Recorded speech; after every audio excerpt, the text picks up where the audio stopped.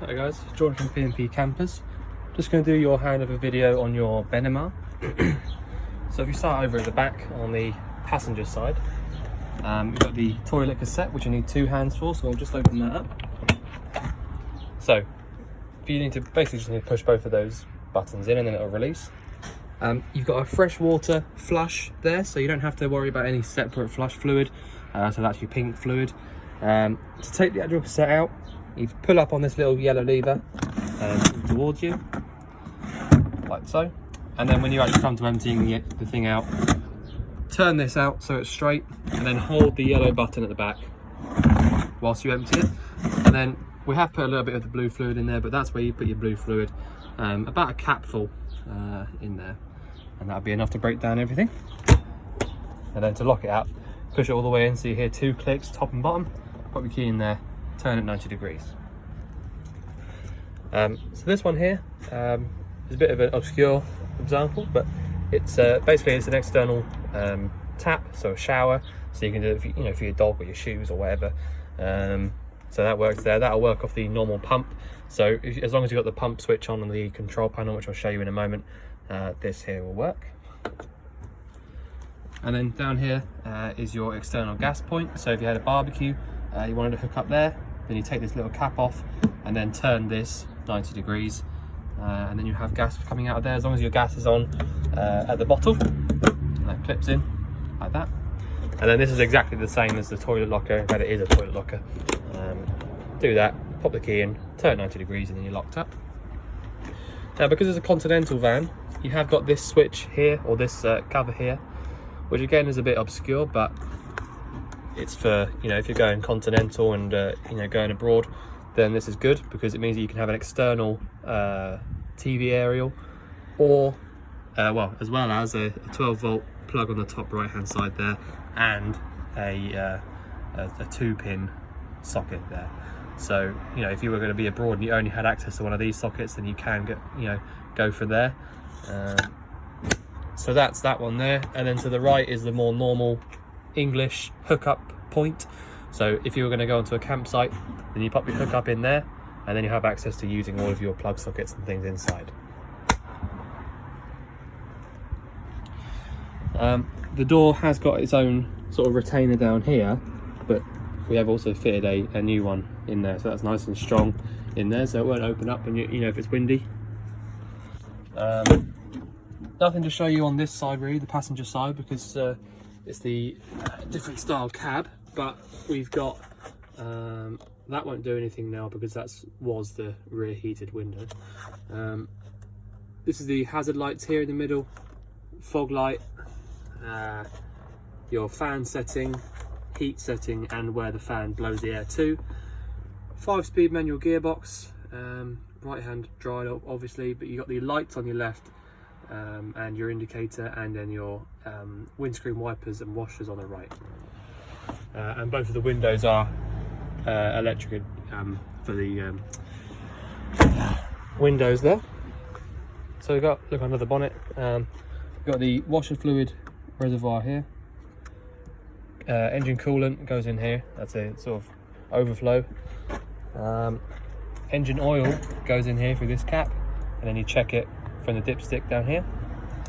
This is the power steering fluid, and you've got your brake fluid here attached to the servo at the back, and then under here, is your engine battery.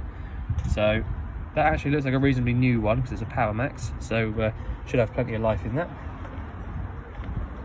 So we carry on round, more importantly really, the driver's side.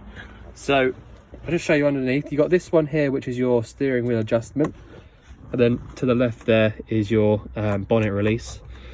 Like I said, the lights and bits are on the left hand stalk here, just like so.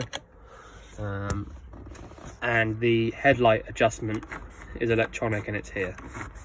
So generally speaking, you want to leave that about 0. Yeah, so you got electric adjusting mirrors as well, and obviously the normal windows adjusters there. And also bear in mind, when you do get out of here, the handbrake's on the right hand side rather than the left, So just be careful when you're jumping out. Fill up the fresh water and go here. Well, I've locked it up, so then we'll just unlock it.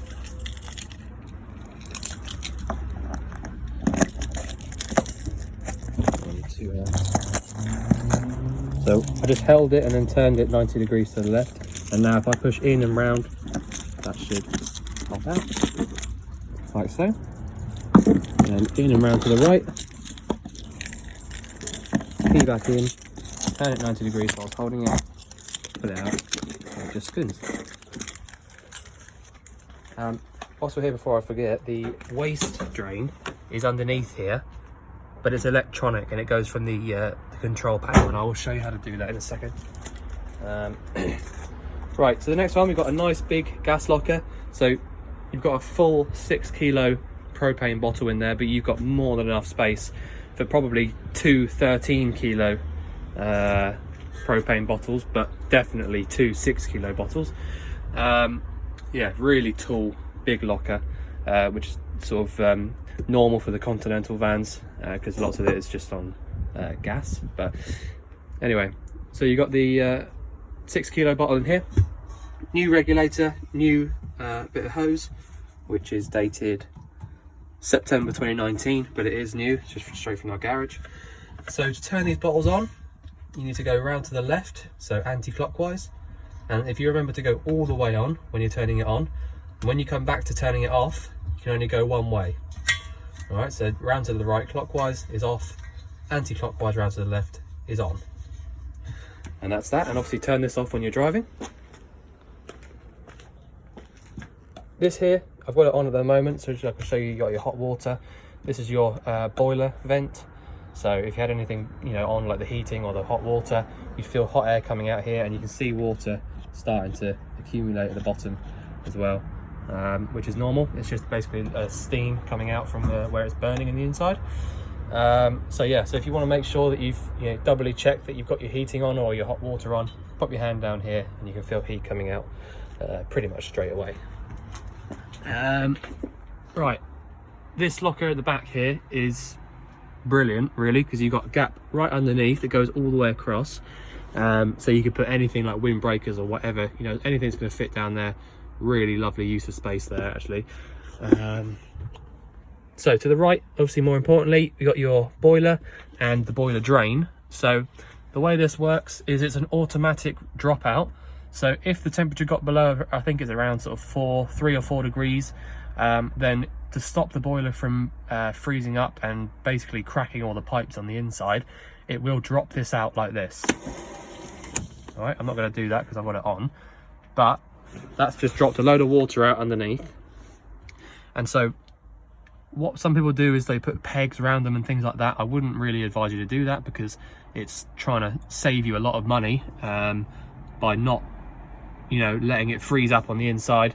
But if it's going to wind you up and you're going to be somewhere really, really cold, then you can do anything like that to sort of keep it up. Although my personal opinion is that you can sort of trick it.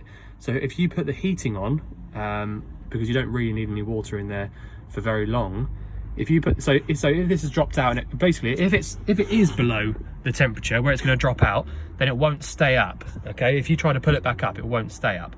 So what you need to do, if you do need to use it, you need to put the heating on, just the heating only, for say 10 minutes or 5 minutes or so, and then this whole area will warm up, and then this will think that it's up to temperature and it's it's okay to have the boiler on. And then once you've had it on, just the heating alone on for a little while, pull this up and then you'll be able to fill your boiler up. Okay, but you do have to take that on board, because if you try and use your hot water without making sure that this is full, then you're going to run into even bigger problems where you're going to start burning things out. So you need to make sure that there's water in the boiler before you use your hot water. But if you find that you can't pull this up to then fill the boiler up, then pop the heating on alone for about 5 minutes, and then come out here and try and lift this up and try and fill your boiler up. So I know it's a lot to take in, but essentially make sure your boiler's full before you use it on hot water. And there is actually a little diagram on there as well. So up is closed off and down is open, so it'll let all the water out. Right. So if we go on the inside now, I'll show you a few bits on the inside. Really lovely van actually. So straight away, as soon as you walk in, we've got the entrance light. So click that on and this light here will come on. And then this one underneath is your step. Okay, so that's how those, or what those two bits do. The control panel itself is super easy. There's nothing technical about it. On here, you've got a diagram for each one. So the bottom one has got a temperature gauge and a caravan. So you click that, it tells you 6 degrees on the inside. Next one up's got a solar panel. That'll tell you how many volts are coming through the solar panel. Next one up is your wastewater, 0, because I just drained it out. Next one up, fresh water, 33, so that's litres. Next one up is your your engine battery, sorry. So it's got 91% in it, but it's on about 50, well, yeah, you got about 90, I think it's about out of 100, so you got 91, so that's brilliant, that's fine. And the next one up, again, 99, that's your leisure battery, because you've got a solar panel on the roof, so that'll be keeping that up to charge. So that's all that is. That they are just gauges, basically, these ones here, telling you what's what. Okay. Now this light here is staying on because your solar panel is working and there's sun on it. The next two switches down here, this sort of like water with bits in it is the wastewater sign. So that's what this one here means, wastewater, and that's what this here means. Okay. So if you click up on this, you hear that noise. Hold it down until it stops, and that's the wastewater drain that I showed you opening up and letting the wastewater out. Okay, so make sure that you are over something that you can you can drain it out from, or wherever you want to drain it out from. But that's how you do that. And then to close it back up again,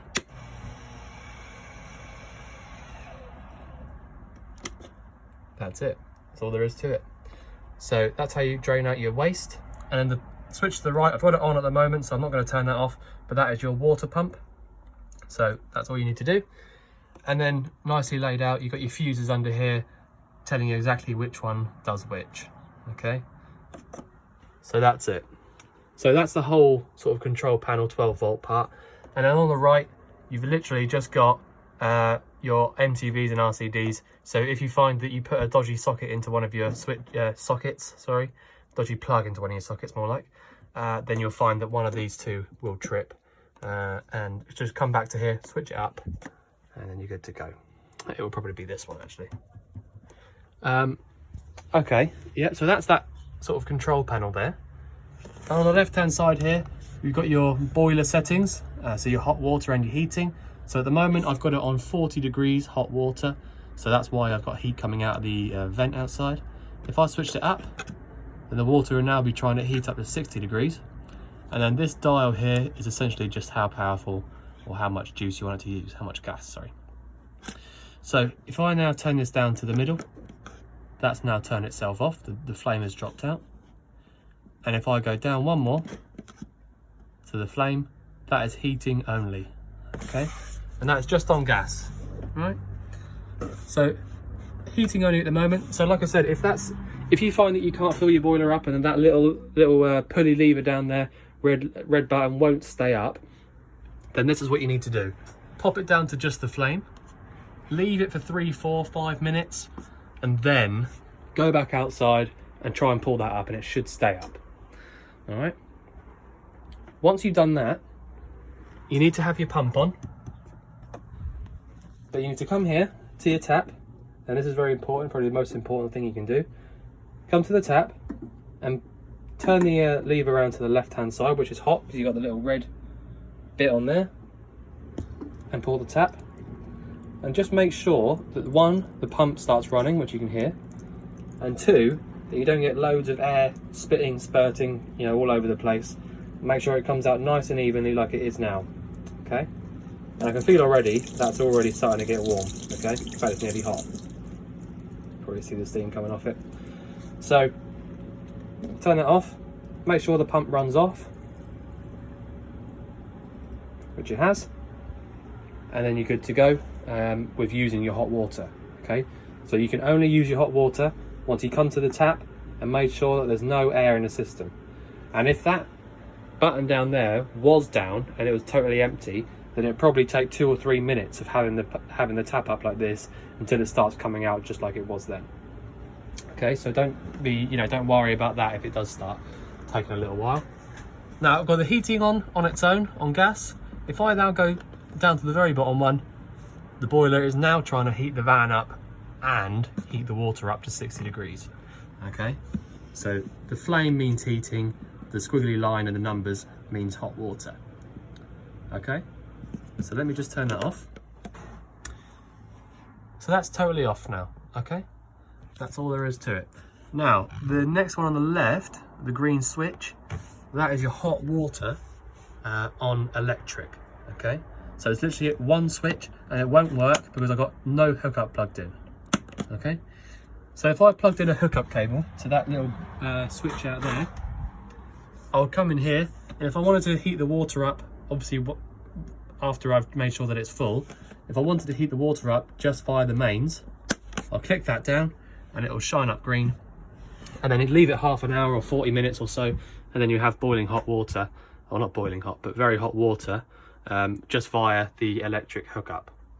Now you can use them both at the same time, but really it's just unnecessary because this one does work pretty well and quite quickly, and so does this one, so you don't need to have them both on at the same time, but just whichever one you have access to, and they both work as they should.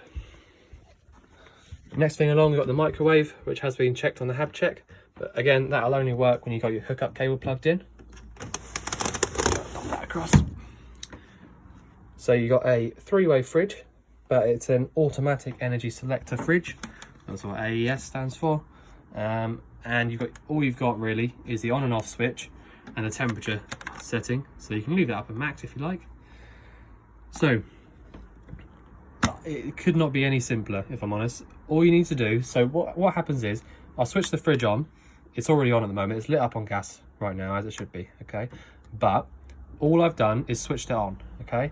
And because it's an automatic energy selector, it will go through either the 12 volt, so your leisure battery when your engine's running, your hookup when you're hooked up on the mains, and then it will try gas. Okay, so it will go through that process, and then when it finds out which one it can do, it will do it. Okay, you don't have to press anything else. So if I just switch this off, flame's gone off. Okay, there's no flame on the back of the fridge now, it's totally off. If I click this on again, this is what happens. So currently it's trying to work out which one it can and can't do. So when you hear the big crack, that noise there, that was when it realised that only gas is possible, and it's lit straight up on gas. Okay, it's lit right now. So that's all you need to do. It's like I said, if you were hooked up on mains, then it wouldn't light up like that, it would just choose the mains. And if your engine was running, it would choose 12 volt. And that's it. Couldn't be any simpler. So, switch that back off now. Your grill, oven and hobs on here, they all work off the same ignition. Switch this button here. Nicely laid out, so you've got grill there, oven to the right, and then all of these have got their own diagrams on. And they have also all got thermocouples on the back here, which is what these little bits are. So that means that if you had your flame on like it should be, and somehow the wind blew it out, for example, or someone blew it out, the thermocouple would tell the system that there's no lit gas coming through. Okay, so that the gas will stop the gas will be stopped in its track, so it can't pump out and fill the van up with, you know, unburnt gas. So that will do that. And someone's also put this on there, don't close when it's hot, which is totally true, because this is glass and it can shatter if it gets too hot. Because it's cold on the top and it'll be hot on the bottom, you know, it'll just crack. So make sure you leave that up for a little while if you have had it on. I think nearly all the lights around the van have got their own little switches, like that one there. You've got two under here, one there. They've all, you know, they all have their own little places where you need to turn them on from. So you will work out which ones you do and you don't like. and you can just leave them on when you do, you know, when you want them on. So under the bed, obviously, like I showed you, is basically just the boiler and storage.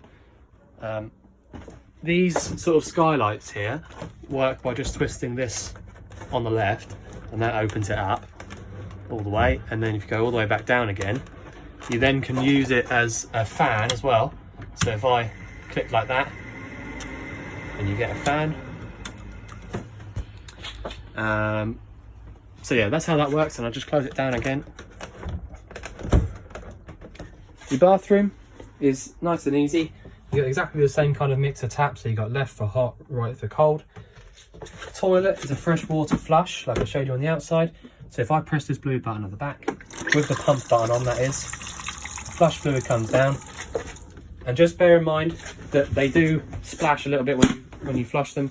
And there's a lever on the right around the corner here. Get to here, open that up, and then close it. And then just make sure that it is definitely all the way closed, because if you find one day that you go to take the cassette out from the outside and it won't come out, then it means that you've got the lever around there open rather than closed. And then finally you've got your shower, which again, exactly the same kind of tap, hot on the left, cold on the right, and then self-explanatory, you've got your shower unit in there, and all the waste goes to the same tank. So I'll close that up now. I think I've showed you about all I can show you, if I'm honest. We've got that slides open like that. Yeah, so if I'm honest, it's a really, really nice fan. Nice sort of design, I think. You got your TV up there. All the controls and bits and pieces are on there, but there should be like a book pack or something for it that you can look through. But essentially the most important things are, if you can't get any power to come from your plug sockets, check your switches up there. If you can't get any, you know, anything specific like your lights to work, check these fuses here, or obviously let us know. If you want to use your hot water, make sure you've come to your tap and pulled the hot water through to make sure there's no air in the system and that it is full.